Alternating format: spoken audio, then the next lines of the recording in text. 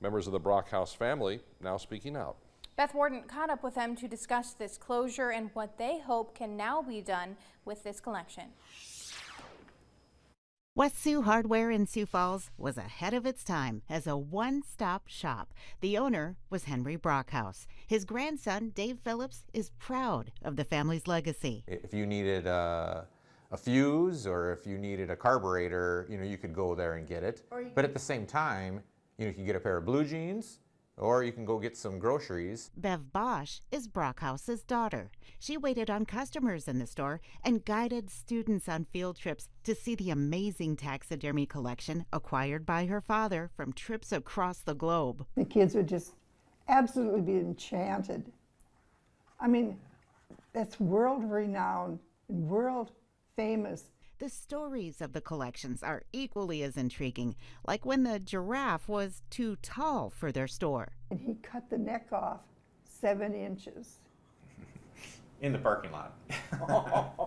Brockhouse loved being in nature. He was a hunter, but he respected the land, he respected the animals at the same time. When he learned of orphaned polar bear cubs, he paid for their rescue. Flew them down to the zoo so they wouldn't just die in the wilderness, because that's what would have happened. And so, yeah, he shot a lot of animals, but he respected them too and understood. In Brockhouse's final days, he chose to live vicariously through his grandson, Dave. Or my grandson is going to take my last trip for me before I die. And so that time, the doctor said he'll never make it. But he hung on until Dave returned home. And they talked and talked and talked.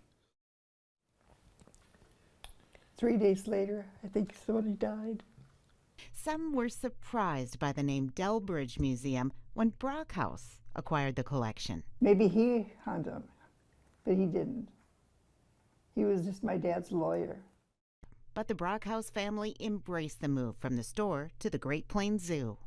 All the way through, it was just really nice. And, put them in kind of their natural-looking habitat. Recently, a phone call brought another surprise. Bev was told by zoo management that the display was closed, possibly forever. Shocked.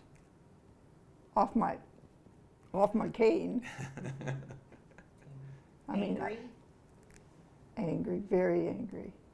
Very, very angry. The consideration to discard the collection as rubbish is heartbreaking. The family wants to see the displays intact for future generations.